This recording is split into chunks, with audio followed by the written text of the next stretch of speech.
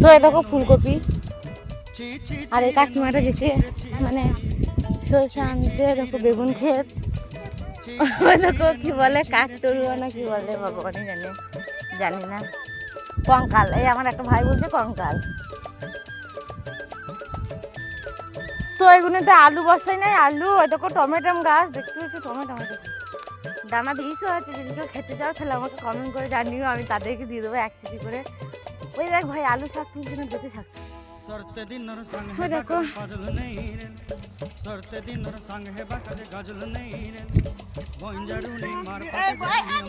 এই যে আমার দিদি, ওই দেখো ন্যাড়া ভাই আমার একটা, তোমার কি কলার কান্দিটাকে নিয়েছে, আর ছেলে বড় করাইছে ওকে দিয়ে।